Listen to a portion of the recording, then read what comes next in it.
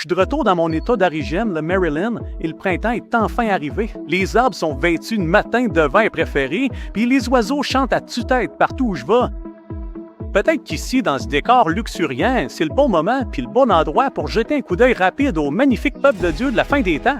À la toute fin des messages des trois anges, Dieu identifie son peuple fidèle en proclamant « Voici la persévérance des saints qui gardent les commandements de Dieu et leur foi en Jésus. » Apocalypse 14:12.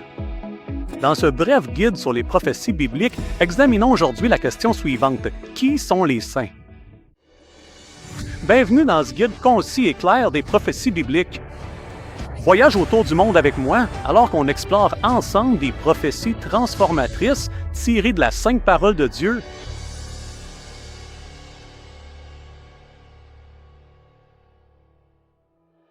Le Seigneur termine son message d'avertissement effrayant sur la marque de la bête en appelant son peuple fidèle des saints. C'est ceux qui ont persévéré et réussi la dernière grande épreuve. Ils rejettent l'autorité usurpée de la bête et reçoivent plutôt signe de l'autorité de Dieu, son sceau sur leur front.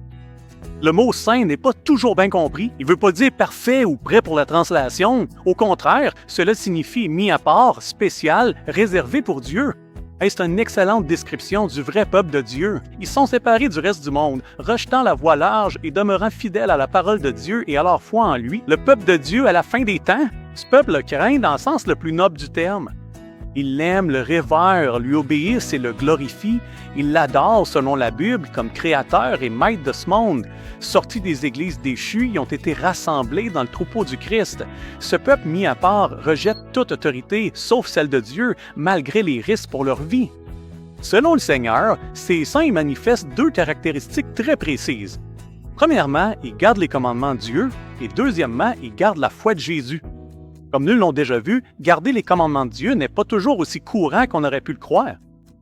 De nos jours, plusieurs, même des chrétiens, ont oublié le 4e commandement, sanctifier le 7e jour. Mais que signifie garder la foi de Jésus? Certaines Bibles traduisent cela par la foi en Jésus. D'autres disent la foi de Jésus. Alors, laquelle est la bonne? Foi en Jésus ou foi de Jésus? En fait, c'est les deux.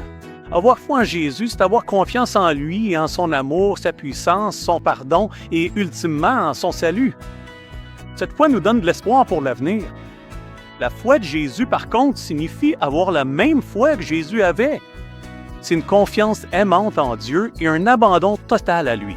Cet abandon permet à Dieu d'agir en nous, nous guider, nous fortifier et nous accorder la victoire sur le péché.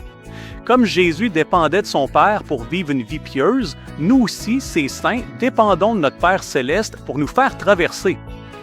Nous aurons la même foi que Jésus avait. Si la foi en Jésus nous donne de l'espoir pour l'avenir, la foi de Jésus nous donne de l'espoir pour aujourd'hui. Vivre victorieusement par la foi dans un monde de péché. Ces deux types de foi sont cruciaux pour le peuple de Dieu et illustrés par ces saints. Selon la Bible, la foi comporte 3 ingrédients. D'abord, croire que Dieu existe et qu'il peut nous aider. Hébreux 11:6.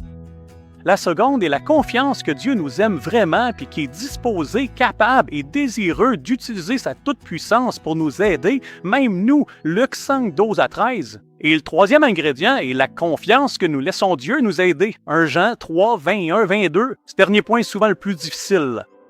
Bien des chrétiens croient que Dieu existe et qu'il est tout-puissant, donc le premier ingrédient de la foi est simple. Le deuxième est plus difficile. Croire que Dieu m'aime et qu'il veut m'aider exige plus de foi. Croire à l'amour et au pardon de Dieu. Mais le dernier ingrédient, la confiance qu'on laisse nous aider, est plus dur car on se connaît. On sait combien on s'égare facilement et notre infidélité envers sa volonté. Cette infidélité affaiblit notre confiance.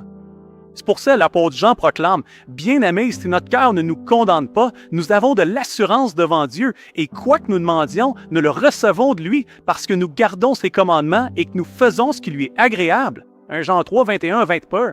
Obéir à Dieu renforce notre confiance puis nous permet de nous approcher humblement, mais avec audace, du trône de la grâce. Hébreux 4:16.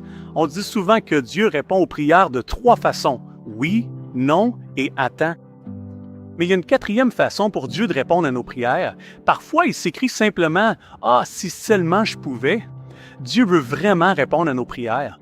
Il cherche avec empressement chaque occasion de nous combler de sa bonté. Il désire encore plus que le père le plus aimant souhaite nourrir ses propres enfants. Matthieu 7, 9 à 11. À cause de notre libre arbitre, on peut facilement se mettre en travail du chemin de Dieu. On peut même lutter contre lui alors qu'il se bat pour nous bénir. C'est pour ça que l'abandon est si important. S'abandonner, c'est donner à Dieu tous nos choix, dans tous les aspects de notre vie, tout le temps. C'est s'effacer pour laisser Dieu être le Dieu tout-puissant en nous, puis à travers nous. S'abandonner, c'est se jeter sans réserve dans les bras de notre Père Céleste. C'est comme se noyer par volonté. Mais personne n'aime ça. Se noyer, c'est ni plaisant ni facile. Quelqu'un qui se noie va lutter de toutes ses forces. Et se noyer dans la volonté de Dieu, c'est justement ce qu'on doit faire. Nous devons soumettre notre volonté à sienne, le laisser agir à sa guise dans tous les aspects de notre vie. Ce don total de soi à Dieu est magnifiquement exprimé par l'apôtre Paul lorsqu'il écrit « J'ai été crucifié avec Christ. C'est plus moi qui vis, mais Christ qui vit en moi. Dans la vie que je vis maintenant, dans chair, je vis par la foi au Fils de Dieu qui m'a aimé et s'est livré lui-même pour moi. » Galates 2.20. Ayant grandi dans une famille chrétienne avec de bons parents et fréquenté de bonnes écoles, je n'ai pas donné ma vie à Jésus durant mes 44 premières années. Même si je me croyais un chrétien meilleur que la moyenne, ayant été missionnaire et ancien d'Église, je m'étais jamais donné à Dieu. Je gardais toujours mes décisions pour moi. Je n'étais pas entièrement mis à part pour lui. Je m'en rendais pas compte à l'époque, mais ce manque d'abandon affaiblissait ma foi. Je savais que je choisissais pas les choix de Dieu dans tous les domaines de ma vie. Cette infidélité faisait que mon cœur me condamnait et diminuait ma confiance en Dieu. Je voulais que Dieu me bénisse, mais je le laissais pas toujours faire. En réponse à plusieurs de mes prières, le Seigneur ne pouvait que s'écrier « Ah, si seulement je pouvais !» Ce manque d'abandon a imprégné une cascade de mauvaises choses dans ma vie. Mon amour pour Dieu ne grandissait pas. Ma foi en lui s'effondrait. Ma vie de prière était une lutte constante. J'obtenais très peu de victoires sur le péché persistant dans ma vie. Mais Dieu est bon. Il ne m'a jamais abandonné. Un jour, j'ai commencé à comprendre mon abandon, mes échecs et le prix de le suivre. Même si je n'étais pas prêt à tout donner à Dieu, j'ai prié pour qu'il me prépare. Et il l'a fait. Ça a pris plusieurs mois de prière persévérante, mais le Seigneur a finalement réussi à me rejoindre. Et pour la première fois dans ma vie chrétienne sincère, je me suis engagé envers lui sans réserve. Par sa grâce et sa puissance, j'ai choisi de lui remettre tous mes choix dans tous les domaines de ma vie, tout le temps. Ce choix de me remettre complètement a révolutionné ma vie. Mon amour pour Dieu a fleuri, ma foi en lui s'est envolée, ma vie de prière a été transformée et j'ai connu une victoire constante sur le péché qui m'assaillait.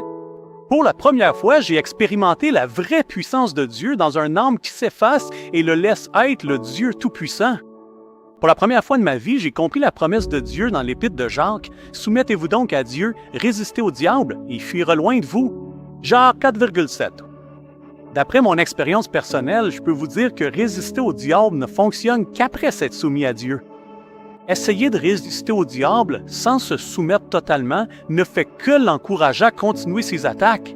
Le Seigneur veut que nous ayons la foi en Jésus et la foi de Jésus. Les deux sont essentiels. Notre foi en Jésus nous donne de l'espoir pour l'avenir et la foi de Jésus nous donne de l'espoir pour aujourd'hui. Sans un abandon total à Jésus, aucune de ces deux formes de foi n'est possible. Dieu seul peut le faire, mais il n'y a que toi et moi qui pouvons le laisser faire. C'est ça, l'abandon. Ça permet à Dieu d'être le Dieu tout-puissant dans nos vies. Alors, pour revenir à la question d'aujourd'hui, qui sont les saints? Ce sont ceux qui se renient eux-mêmes, prennent leur croix et suivent Jésus sans réserve. Les saints, Dieu le laisse les mettre à part du monde et se consacrent entièrement à lui, s'abandonnant sans réserve, sans résistance et sans relâche. Mon ami, est-ce ton désir d'être l'un des saints de Dieu à la fin des temps? Souhaites-tu être mis à part entièrement pour lui? Veux-tu persévérer dans le conflit à venir, recevoir le sceau de Dieu sur ton front, garder ses commandements et la foi de Jésus? Tu ne peux pas y arriver par ta propre force, mais Dieu peut le faire en toi. Il en est capable. Il est prêt et désireux d'accomplir tout ce bien dans ta vie. Tout ce que tu as à faire, c'est de le laisser faire. Laisse-lui ta vie, tous tes rêves, tes aspirations et tes choix. Demande à Dieu de t'aider à complètement t'effacer pour qu'il puisse être le Dieu tout-puissant en toi. Si tu désires consacrer ou reconsacrer ta vie à Jésus, tout donner au lien en te remettant entièrement à lui, je t'encourage à passer du temps en prière avec le Seigneur dès maintenant et à lui parler de ta décision. Et que le Seigneur te bénisse abondamment alors que tu marches avec Jésus.